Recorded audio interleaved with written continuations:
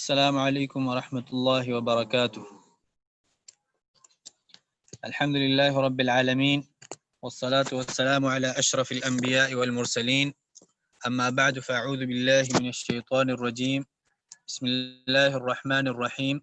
سبحانك لا علم لنا الا ما علمتنا انك انت العلیم الحکیم. رب اشرح لي صدری ويسر لي امری واحلل عقدة من لسانی يفقهوا قولی. رب زدنی علما رب زدنی علما رب زدنی علما. پچھلا جو درس ہے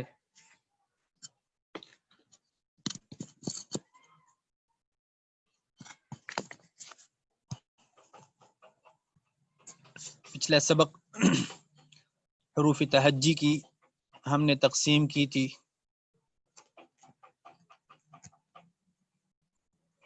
حروف تہجی کو ہم نے 3 گروپوں میں تقسیم کیا تھا. سب سے پہلے وہ گروپ ہے جن کو ہمیشہ کے لیے موٹا پڑا جائے گا، اور وہ کتنے حروف ہے؟ موٹے حروف کتنے ہیں جو ہمیشہ کے لیے موٹے ہیں؟ 7. کون کون سے ہیں؟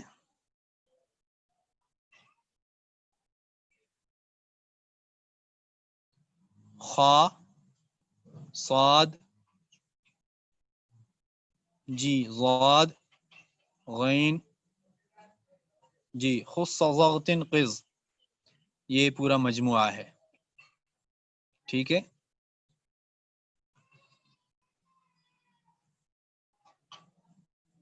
قاف بڑا والا. اور دوسرا جو گروپ ہے وہ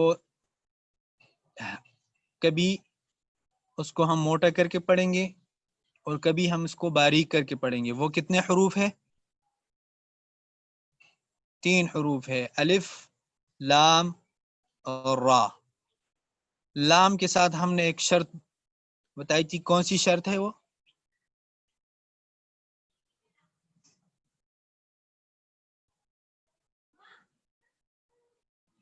جی شرط یہ ہے کہ وہ لام جو لفظ الجلالہ میں ہو. لفظ الجلالہ کے علاوہ اگر کوئی لام آتا ہے تو وہ اس کو ہم کیسے پڑھیں گے؟ باریک. لفظ الجلالہ نہیں، موٹا نہیں، باریک. لفظ الجلالہ کے علاوہ اگر کوئی لام آتا ہے ہم اس کو باریک کر کے پڑھیں گے. ٹھیک ہے. اور لفظ الجلالہ میں پھر دیکھنا پڑے گا کہ کب اس کو موٹا کر کے پڑھنا ہے یا اس کو باریک پڑھنا ہے. تو وہ 3 حروف ہے جو کبھی موٹا اور کبھی باریک، الف، لام، را. الف کے بارے میں ہم نے کیا کہا تھا کہ الف کب موٹا ہوگا؟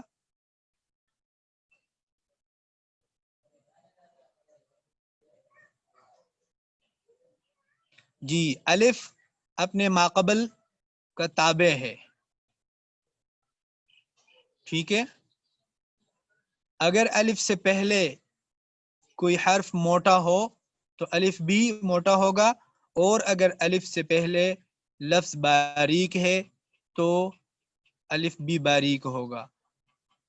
الف موٹا ہونے کی کوئی مثال دی دیجیے.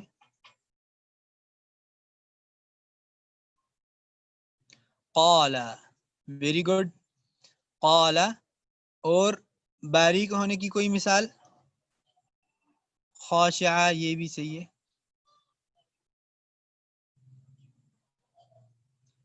کانا باریک ہے. ٹھیک ہے، صحیح، ٹھیک ہے، ساری مثالیں صحیح ہے. یہ ہے الف کی کہانی. تو ہو گئی کب اس کو موٹا پڑھنا ہے اور کب باریک. اب لفظ الجلالہ، لفظ الجلالہ کو کب موٹا پڑھنا ہے؟ لام فی لفظ الجلالہ، اللہ یا اللہم میں جو لام ہے اس کو کب موٹا پڑھنا ہے اور کب باریک پڑھنا ہے؟ موٹا کب پڑھنا ہے پہلے یہ بتائیں.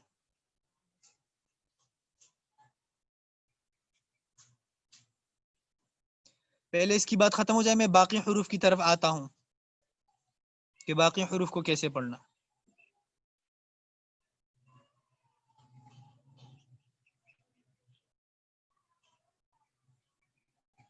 جی لفظ الجلالہ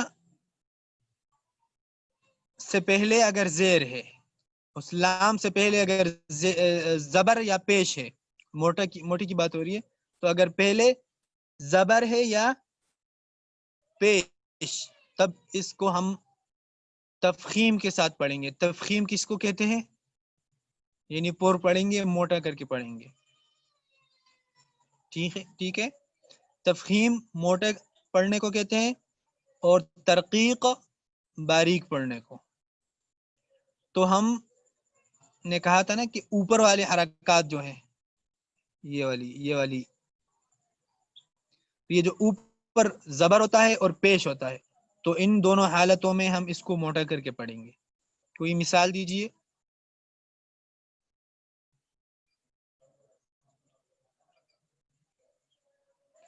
جی اللہ، یہ صحیح ہے، یا اللہ اکبر، ٹھیک ہے۔ اللہم، ناقۃ اللہ، یہ بھی ٹھیک ہے، ٹھیک ہے۔ اب باریک کب پڑھیں گے لفظ الجلالہ کو؟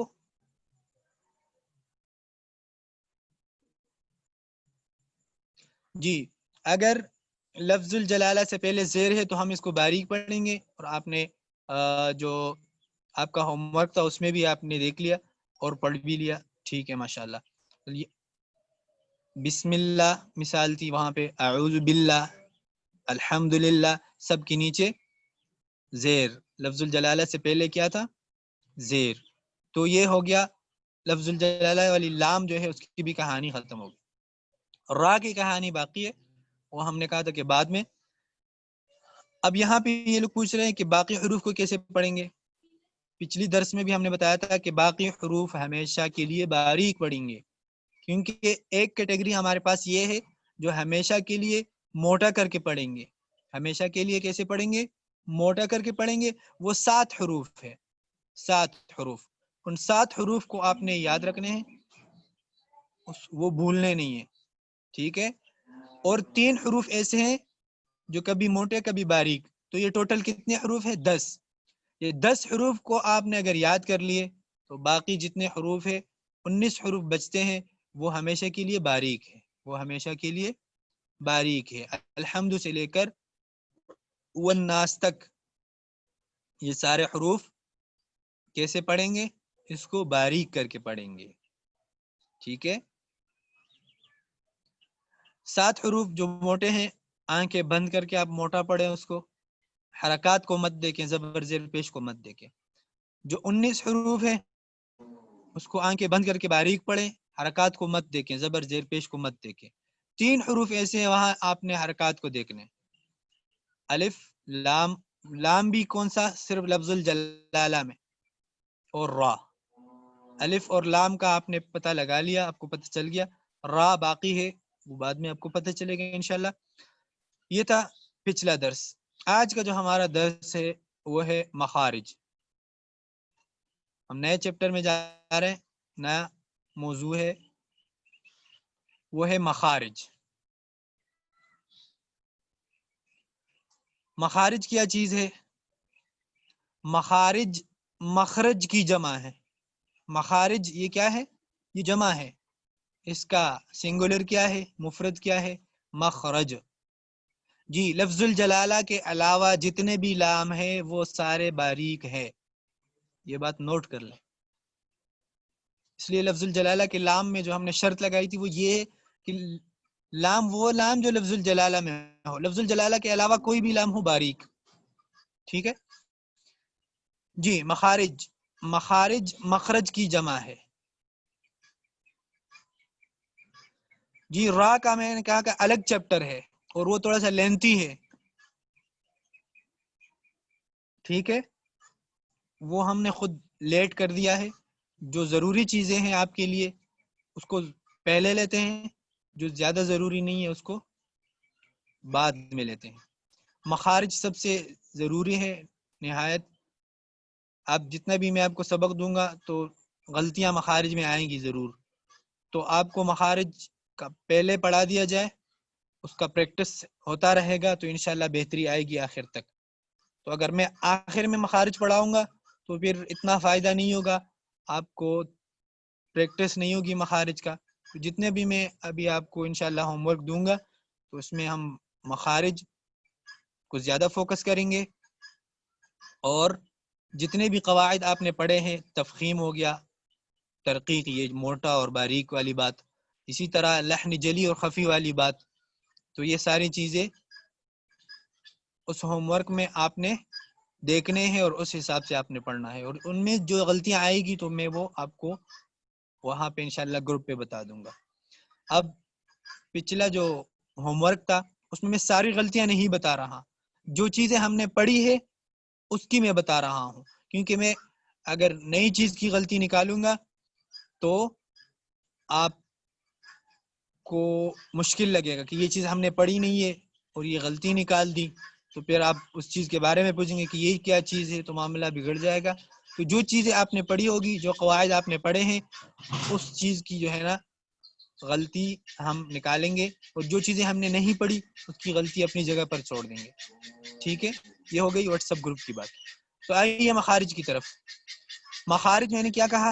مخرج کی جمع ہے. مخارج مخرج کی جمع ہے.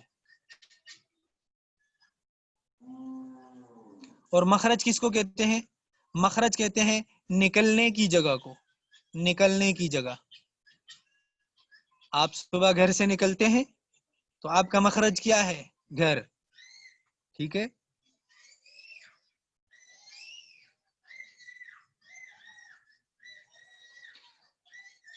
ایک پانی ہے، نلکے سے پانی نکل رہا ہے تو اس پانی کا مخرج کیا ہے؟ نلکا ہے. ٹھیک ہے. ایک پانی ہے وہ چشمے سے نکل رہا ہے تو اس پانی کا مخرج کیا ہے؟ وہ چشمہ ہے، وہ زمین ہے جہاں سے وہ نکل رہا ہے. ٹھیک ہے. تو مخرج کا کیا مطلب ہے؟ نکلنے کی جگہ. کہیں سے بھی کوئی چیز نکل رہا ہے وہی اس کا مخرج ہے. ٹھیک ہے. یہاں پر مخارج کا کیا مطلب ہے؟ حروف تہجی جو 29 ہے، الف با تا سا یا تک، ہر حرف کو آپ نے دیکھنا ہے کہ یہ کہاں سے نکل رہا ہے، منہ کے کس حصے سے نکل رہا ہے، کس حصے سے ادا ہو رہا ہے، تو وہی اس جگہ اس کی مخرج ہوگی. جہاں سے وہ نکل رہا ہے منہ کے کس حصے سے، تو وہاں اس کی مخرج ہوگی. اور یہ ہم نے دیکھنا ہے کہ کس حرف کا مخرج کہاں پر ہے. تو اگر سارے حروف کا مخارج آپ نے پہچان لیے، اس کی ادائیگی کی جگہ، اس کی نکلنے کی جگہ کہ یہ کہاں سے نکل رہا ہے، تو پھر آپ اس کی پڑھائی جو ہے نا صحیح ہوگی. ٹھیک ہے. آپ کی ادائیگی جو ہے وہ ٹھیک ہوگی. اور اگر آپ نے مخرج کا پتہ نہیں لگایا، آپ کو پتہ نہیں چلا کہ یہ حرف منہ کے کس حصے سے ادا ہو رہا ہے، کس حصے سے نکل رہا ہے، تو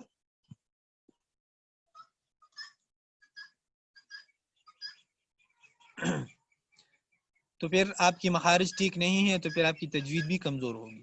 تو مخارج مخرج کی جمع ہے. مخرج کہتے ہیں نکلنے کی جگہ کو. نکلنے کی جگہ کو. مخارج کتنے ہیں؟ حروف تو ہم نے بتا دیے کہ ہم نے پہچان لیے کہ 29 ہے. اب مخارج کتنے ہیں؟ کیونکہ ہر حرف کا مخرج ہوتا ہے.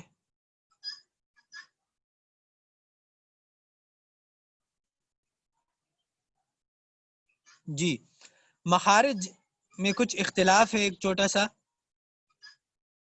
کوئی کہتا ہے 16 ہے، کوئی کہتا ہے 17 ہے، کوئی کہتا ہے 18 ہے، وغیرہ وغیرہ. لیکن جو صحیح بات ہے ٹوٹل مخارج 17 ہے. 17 ٹوٹل مخارج کتنے ہیں؟ 17 ہے. اب ایک سوال یہ بھی آتا ہے کہ مخارج کم کیوں ہے اور حروف زیادہ ہے، تو باقی حروف کہاں سے ادا ہوں گے؟ تو اس کا جواب یہ ہے کہ کبھی کبھار مخرج ایک ہوتا ہے اور وہاں سے 2-3 حروف ادا ہوتے ہیں. کبھی کبھار مخرج ایک ہوتا ہے، وہاں سے 2 حروف ادا ہوتا ہے. کبھی کبھار مخرج ایک ہوتا ہے اور وہاں سے ایک ہی حرف ادا ہوتا ہے. ٹھیک ہے. تو اس لیے مخارج کی تعداد کم ہے اور حروف کی تعداد زیادہ ہے. جیسا کہ ہم ایک گھر میں 3-4 لوگ رہتے ہیں تو وہاں سے ایک مخرج سے 2-3 حروف ادا ہوتے ہیں، تو اس لیے مخارج کی جو تعداد ہے وہ کم ہے اور حروف کی تعداد جو ہے وہ زیادہ ہے۔ تو مخارج 17 ہیں۔ کتنے ہیں؟ 17۔ یہاں پر ایک ہوتے ہیں مخارج، ایک ہوتے ہیں مخارج، ایک ہوتے ہیں اصولی مخارج۔ اصول، اصل جو ہوتا ہے نا، اصل الف صاد لام، اصل، اور اس کی جمع ہے اصول، ٹھیک ہے؟ تو ہوتے ہیں اصولی مخارج۔ اصولی مخارج کیا ہے اور کتنے ہیں؟ اصولی مخارج 5 ہیں، 5۔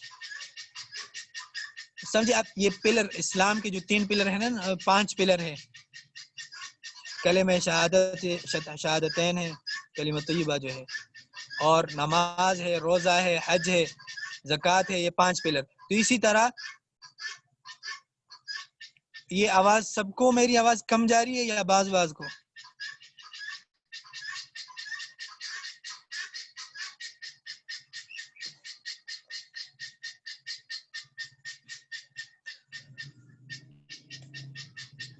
آواز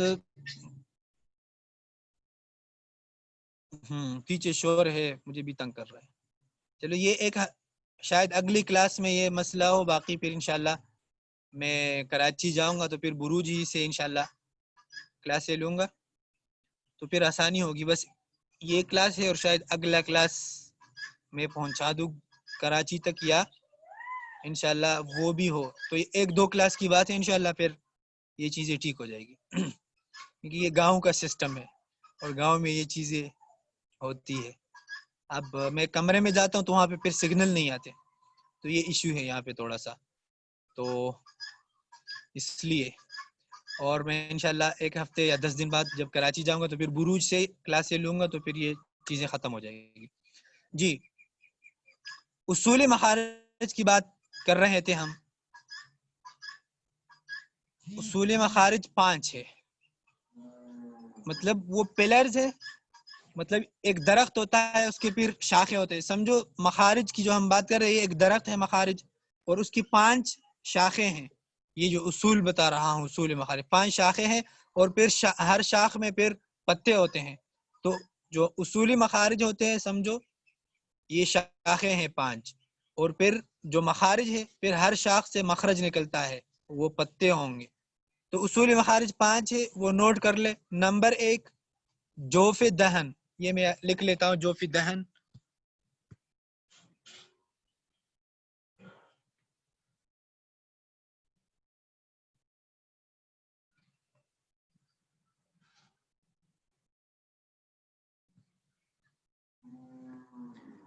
جوف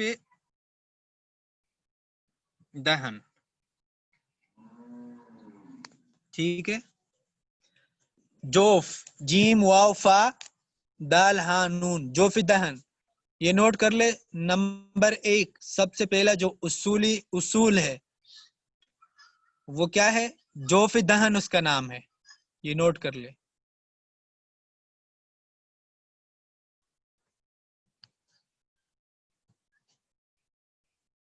جوف دہن،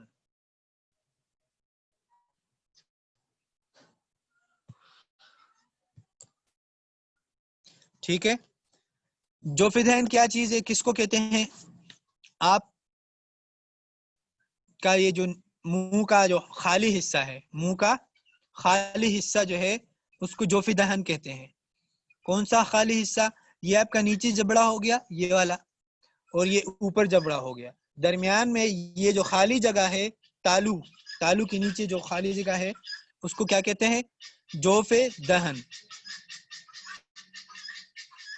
جی، یہ جو حلق ہے اور اس سے آگے زبان کا کچھ حصہ جو آخری حصہ ہے وہ، اور اس کے اوپر جو یوں کرو جگہ ہے یہ خالی، اس کو کیا کہتے ہیں؟ جوف دہن، اس کو کہتے ہیں جوف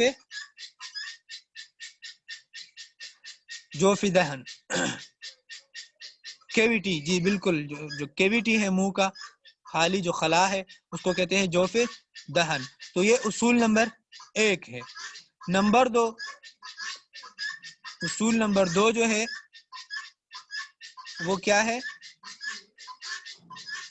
وہ ہے حلق. یہ جو گلا ہمارا جو ہے حلق، حا لام قاف، آپ کو لکھ لیتا ہوں.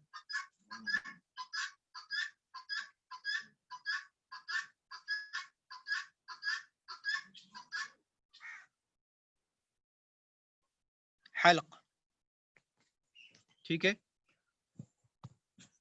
جس کو ہم گلا کہتے ہیں. ٹھیک ہے، یہ اصول نمبر 2 ہے حلق. Number 3،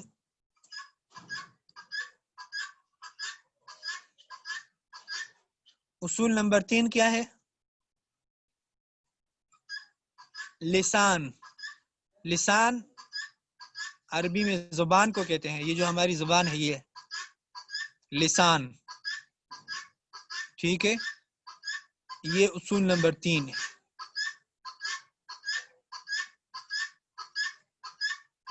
number 4، شفتان. شفتان، شفت ایک ہونٹ کو کہتے ہیں اور دونوں ہونٹ کو عربی میں کیا کہتے ہیں؟ شفتان. لکھ لیتا ہوں.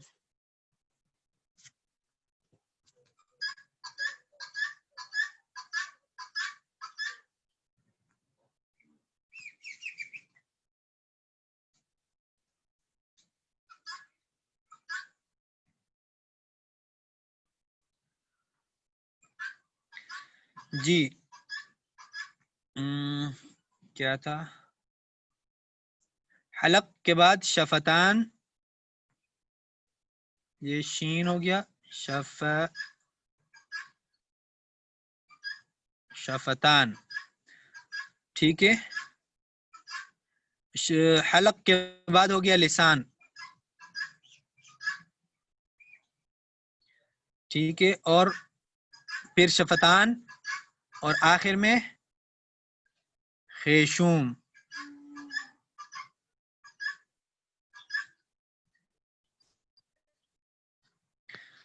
نمبر 1 جوف دہن، نمبر 2 حلق، نمبر 3 لسان، نمبر 4 شفتان، اور نمبر 5 خیشوم.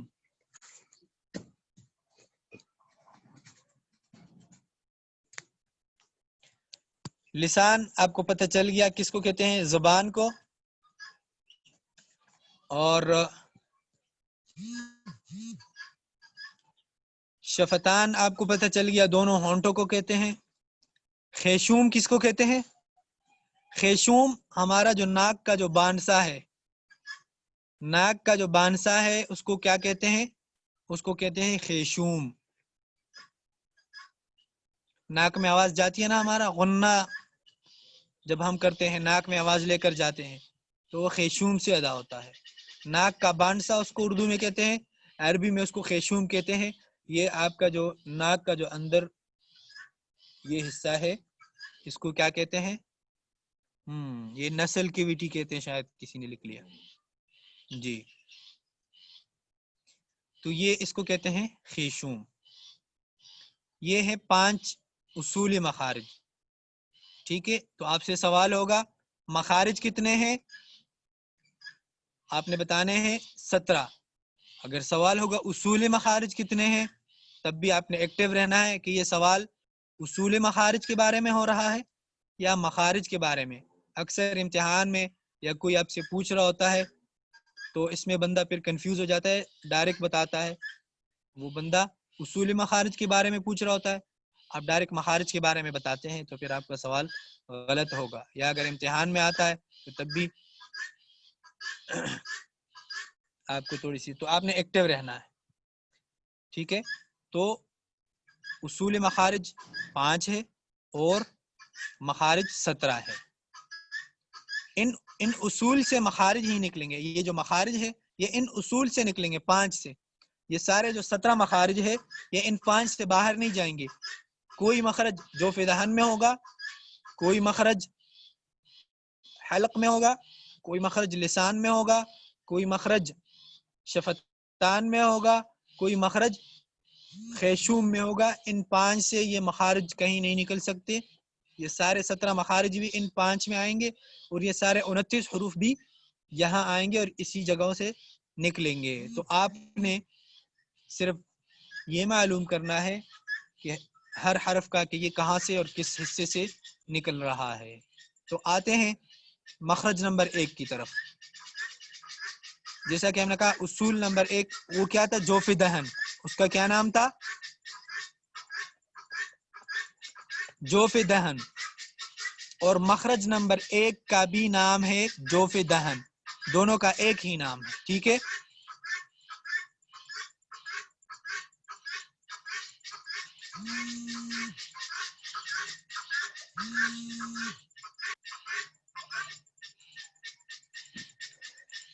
مخرج نمبر 1 آپ دونوں ترتیب رکھیں، ایک لکھیں اوپر اگر آپ نوٹ کر رہے ہیں، اصول نمبر 1 اس کا بھی نام لکھ کے جوف دہن، اور نیچے الگ ترتیب رکھ کے مخرج نمبر 1، کیونکہ مخارج کا الگ ترتیب ہوگا، 1 2 3 17 تک جائیں گے، اور اصول 1 2 3 5 تک جائیں گے، تو آپ نے دونوں ترتیبوں کو الگ رکھنا ہے۔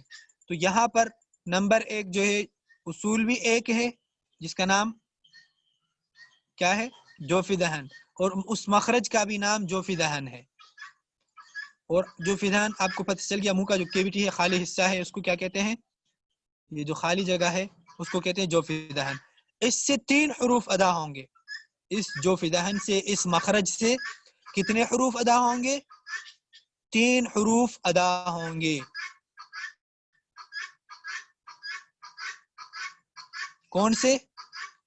الف مدہ، یہ نوٹ کر لیں، جس طرح میں بتا رہا ہوں اسی طرح نوٹ کر لیں، الف مدہ۔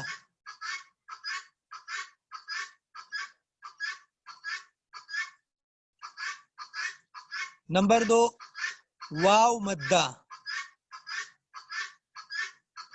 نمبر 3 یا مدہ۔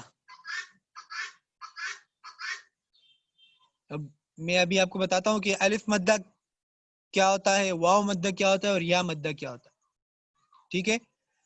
آپ نے مخرج نمبر 1 نوٹ کر لیا جس کا نام ہے جوف دہن، آگے پھر لکھ لے کہ اس مخرج سے 3 حروف ادا ہو رہے ہیں، 3 حروف نکلتے ہیں، کون کون سے؟ الف مدہ، ٹھیک ہے؟ نمبر 2 واو مدہ، نمبر 3 یا مدہ۔ اب الف مدہ کیا چیز ہے؟ الف مدہ کی تعریف سنیے۔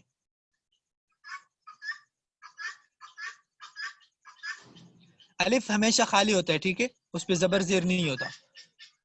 الف سے پہلے زبر،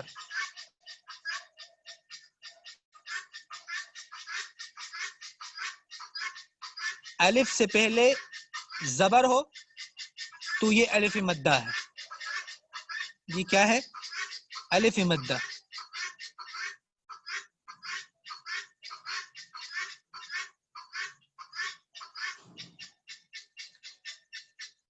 اس کی مثال آپ نے جیسے پہلے بتائی قال یا کانا، یہ دونوں الف مدہ کی مثالیں ہیں۔ قال کانا، الف سے پہلے قاف پر بھی زبر ہے، الف سے پہلے کاف پر بھی زبر ہے، ٹھیک ہے؟ تو یہ ہے الف مدہ۔ الف مدہ کی مثال کیا ہے، تعریف کیا ہے؟ الف سے پہلے زبر ہو، الف سے پہلے زبر ہو، مثلا قال، کان، سارا وغیرہ وغیرہ، نام، یہ ساری کیا ہے؟ الف مدہ ہے، یہ ہو گئی الف مدہ۔ واو مدہ کیا چیز ہے؟ واو مدہ، واو ساکن ہو، واو ساکن سے پہلے پیش ہو، یہ ہے واو مدہ کی تعریف۔ واو ساکن سے پہلے پیش ہو تو اس واو کو ہم کیا کہیں گے؟ واو مدہ۔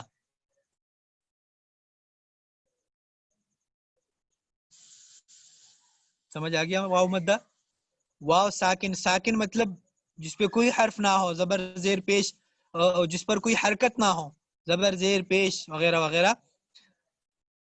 ٹھیک ہے.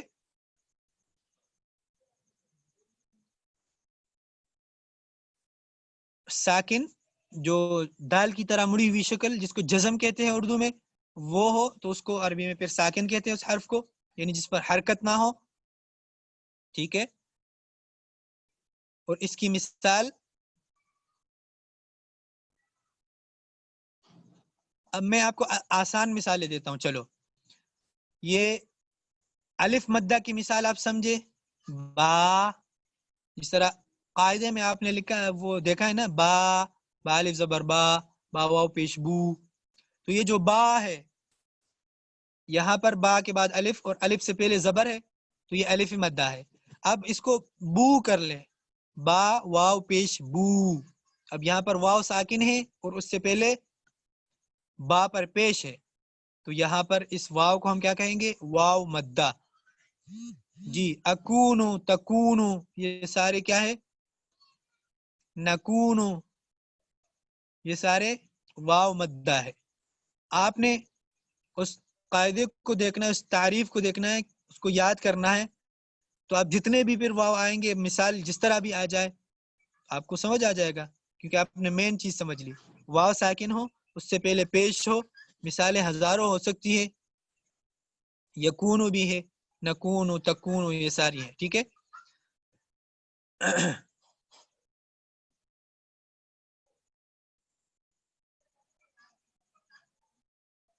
یہ سمجھ نہیں آیا کیا لکھا آپ نے؟ اعوذ یہ بالکل ہے، ٹھیک ہے. اعوذ تو واو ساکن، اس سے پہلے پیش، یہ ہے واو مدہ. مثال آپ نے سن لیا. اسی طرح یا مدہ کیا چیز ہے؟ یا مدہ،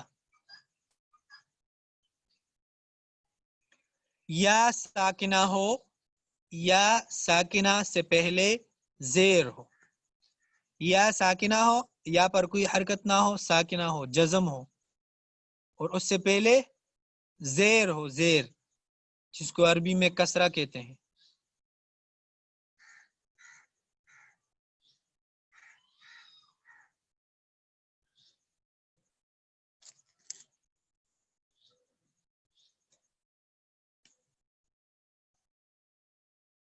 جی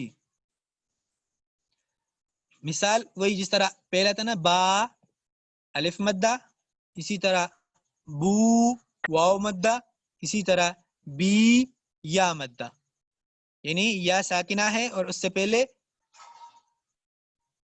یہ کس نے مثال لکھا؟ یا بنی، یا اس میں نہیں ہے، یا بنی میں ہے، یا بنی آدم، یا بنی، کیونکہ یا ہے اور یا سے پہلے نون، اس پر زیر ہے، تو یا ساکنہ ہو، اس سے پہلے زیر ہو. ربی جی یہ بھی ہے. ٹھیک ہے. آپ نے اس تعریف کو سمجھنا ہے، مثالیں بہت ساری ہو سکتی ہے. ٹھیک ہے، مثالیں بہت ساری ہو سکتی ہے.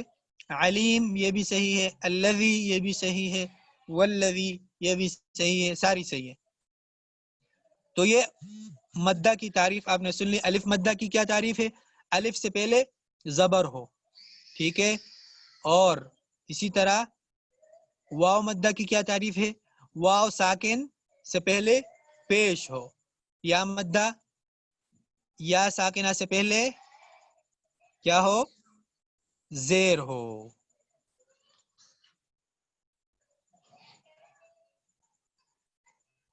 علیم بھی ہے، علیم کیونکہ یا ساکنہ ہے علیم میں، اور یا سے پہلے لام پر زیر ہے علیم، تو اس میں کیا مشکل ہے؟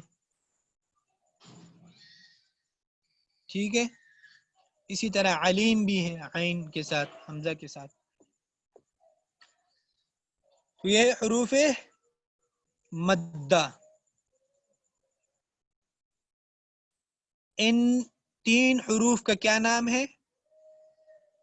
اچھا ایک ورڈ میں آپ کو ایسا بتاتا ہوں جن میں تینوں مثالیں ہیں. دو ورڈ آپ نوٹ کر لیں، اس میں یہ تینوں مثالیں ہیں. ایک ہے نوحیہا، نو میں دیکھو واو مدہ، حی یا مدہ، ہا الف مدہ، نوحیہا. ایک مثال یہ ہے جس میں تینوں حروف ہے، الف مدہ، واو مدہ، یا مدہ. اور ایک لفظ اور ہے اوتینا، او الف واو مدہ، تی یا مدہ، نا الف مدہ، اوتینا. آپ یہ نوٹ کر لیں یا آپ دوسرا ورڈ نوٹ کر لیں نوحیہا.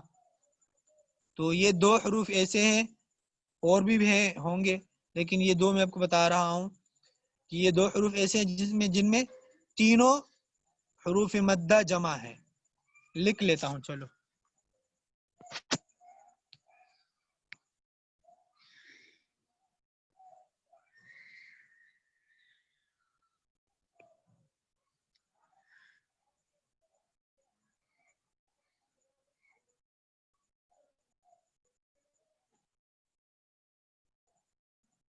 اوتینا،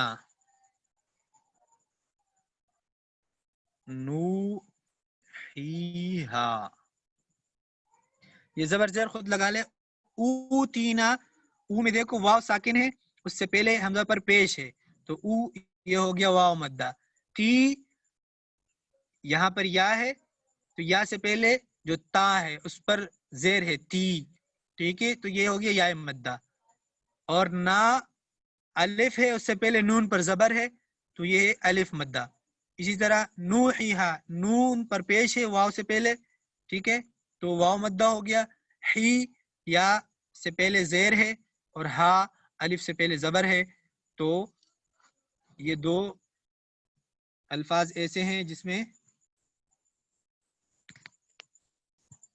تینوں حروف جمع ہے. اب ان حروف کا نام بھی تین ہے. ان حروف کے کتنے نام ہیں؟ ان کو تین ناموں سے پکارا جاتا ہے. ان حروف کو، ان تینوں کو، ایک نام اس کا ہے حروف مدہ. ایک نام اس کا کیا ہے؟ حروف مدہ. یہ اس کا پہلا نام ہے حروف مدہ. اور اس نام کی وجہ بھی سن لیں کہ اس کو حروف مدہ کیوں کہتے ہیں. اس کو حروف مدہ اس لیے کہتے ہیں کہ ان حروف میں ایک الف کی مقدار تک مد ہوتی ہے. اس کو کھینچنا ہوتا ہے ادائیگی میں، اس کو لمبا کرتے ہیں ایک الف کی مقدار تک. اور ایک الف کی مقدار کتنی ہے؟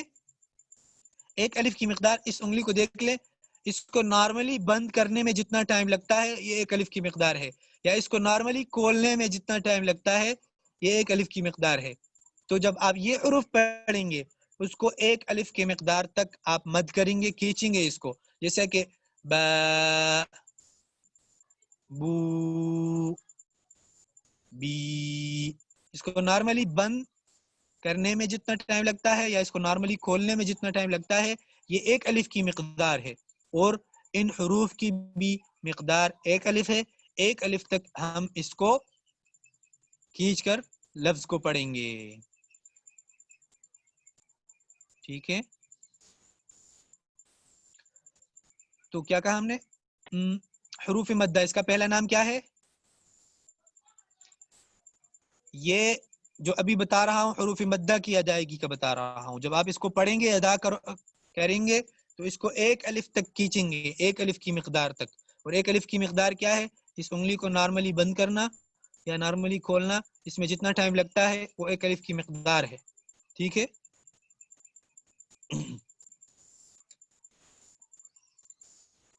ہاں یہ نارملی دیکھ لیں، اس میں 1 سیکنڈ لگتا ہے یا 2 سیکنڈ لگتے ہیں. ٹھیک ہے، 1 سیکنڈ تو کم ہے، میرے خیال میں 2 سے 3 سیکنڈ یا 2 سیکنڈ نارملی ہے.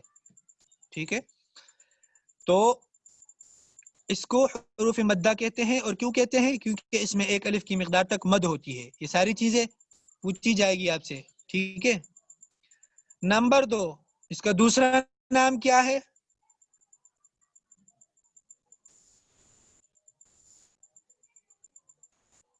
دوبارہ بتا دوں مثال، حروف مدہ کی مثال میں نے آپ کو دو الفاظ بتائے، نوحیہا یا اوتینا، ٹھیک ہے. جب آپ اس کو، میں اس کو چلو پڑھ کے آپ کو دکھا دیتا ہوں اس کو کتنا کھینچنا ہے، ٹھیک ہے. اسی طرح اوزینا، یہ بھی ٹھیک ہے. آپ نوحیہا کو ادا کریں. اب نو میں واو ہے، واو مدہ ہے، تو اس کو ایک الف کے برابر کھینچنا ہے. نو ہی ہا، نوحیہا، ایسے پڑھنا ہے. نوحیہا، اس کو آپ اس مقدار کو کم نہیں کریں گے. نوحیہا، نوحیہا نہیں پڑھیں گے، یہ بھی غلط ہے. اور زیادہ بھی نہیں کھینچیں گے. نوحیہا، یہ بھی غلط ہے. نہ اس مقدار سے کم کریں گے نوحیہا، نہ اس سے زیادہ بڑھائیں گے نوحیہا، بالکل نارملی جتنا اس کی مقدار ہے. نوحیہا، یہ اس کی مقدار ہے، ٹھیک ہے. یہ مدہ، اس کو پہلا نام اور وجہ بتا دی. نمبر دوسرا، اس کا کیا نام ہے؟ اس کا نام ہے حروف جوفیہ. حروف جوفیہ. اس کو حروف جوفیہ کیوں کہتے ہیں؟ کیونکہ اس کا مخرج جوف دہن ہے اور یہ جوف دہن سے نکل رہا ہے، اس لیے اس کو کیا کہتے ہیں؟ حروف جوفیہ. یہ اس کا دوسرا نام ہے، ٹھیک ہے. حروف جوفیہ. حروف جوفیہ کیوں کہتے ہیں؟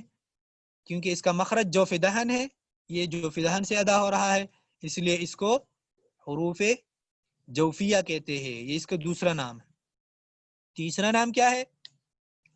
حروف ہوائیہ. ہوا، یہ ہوا ہے نا، ہوا، ہوائیہ اس کو کہتے ہیں. حروف ہوائیہ. ہوائیہ کیوں کہتے ہیں؟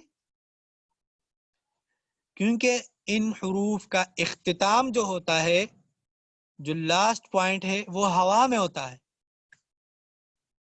ان حروف کا جو اختتام ہے وہ ہوا میں ہوتا ہے. کیسے؟ ایسے، ابھی سن لیں. با، ہم نے کہا تھا نا با الف زبر با، ٹھیک ہے. تو با میں دیکھیے یہ جو الف کا اختتام ہے یہ ہوا میں ہو رہا ہے. کیسے؟ آپ اس کو جب تھوڑا سا لمبا کریں گے تو آپ کو پتہ چلے گا کہ اس کا اختتام کہاں پر ہوتا ہے. جیسے با آ آ آ، آپ اس کا اختتام کو دیکھ لیں، آ آ آ آ آ آ آ، ہوا میں اس کا اختتام ہو گیا. اسی طرح بو او او او او او او، اس کا بھی اختتام ہوا میں ہو گیا.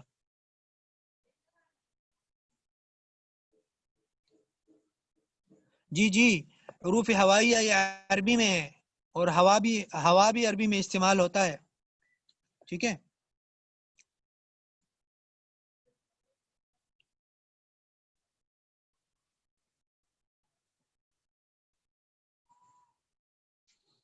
ٹھیک ہے.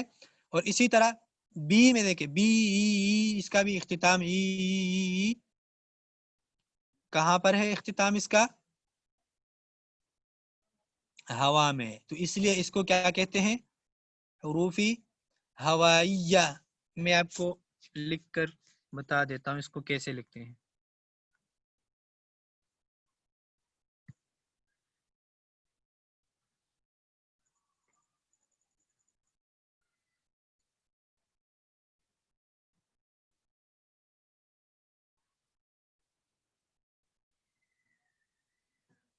اس کو یہ کہتے ہیں حروف ہوائیہ، ٹھیک ہے.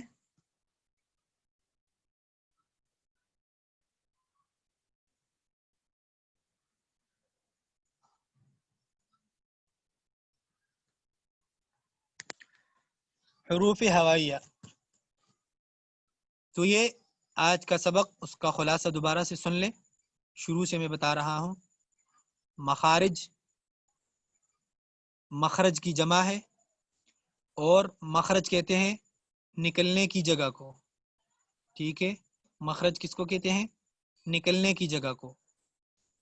تو یہاں پر مخرج کا کیا مطلب ہے؟ یعنی حرف کی ادائیگی کی جگہ، حرف کی نکلنے کی جگہ، اس کو ہم پہچان لیں گے، اس کو مخارج کہتے ہیں. اور مخارج ٹوٹل 17 ہے. مخارج ٹوٹل 17 ہیں، 17. اصول مخارج 5 ہے، 5 اصول مخارج. پہلے سن لیں. آئی ڈونٹ انڈرسٹینڈ اس کا کیا مطلب ہے، اردو میں بتا دیں. جی جی ظاہری بات ہے، ایک آپ نے پڑھ لیا تو باقی 16 بعد میں پڑھیں گے نا. یہ تو بچوں والی سوال ہے.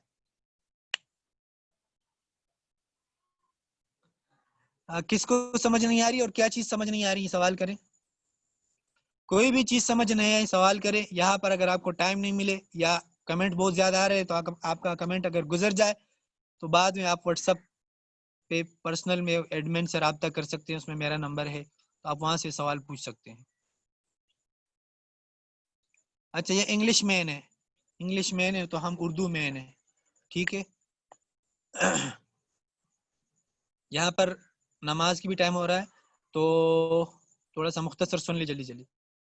اصول مخارج 5. نمبر 1 جوف دہن، نمبر 2 حلق، نمبر 3 لسان، نمبر 4 شفتان، نمبر 5 خیشوم، ٹھیک ہے. اور مخرج نمبر 1 ہم نے پڑھ لیا، اس کا نام ہے جوف دہن. اس سے 3 حروف ادا ہوں گے، الف مدہ، واو مدہ، یا مدہ. ان 3 حروف کو ایک الف کے برابر ہم کھینچیں گے اور ان 3 حروف کا 3 نام ہے. پہلا نام ہے حروف مدہ. حروف مدہ اس لیے کہتے ہیں کہ اس میں ایک الف کی مقدار تک مد ہوتی ہے. نمبر 2 حروف جوفیہ. حروف جوفیہ اس لیے کہتے ہیں کہ یہ حروف جو ہے جوف دہن سے ادا ہوتا ہے، اس کا مخرج جوف دہن ہے. اور حروف ہوائیہ نمبر 3 حروف ہوائیہ. حروف ہوائیہ اس لیے کہتے ہیں کہ یہ اس حروف کا ان حروف کا جو اختتام ہے وہ ہوا میں ہوتا ہے، اس لیے اس کو حروف ہوائیہ. جی سانس کی نالی، ناک میں جو یہ ناک کا بانسا جو خالی خلا ہے جس سے آپ سانس لیتے ہیں، ٹھیک ہے. تو یہاں پر اذان ہو رہی ہے. اگلی کلاس تک اجازت دیجیے. اللہ حافظ.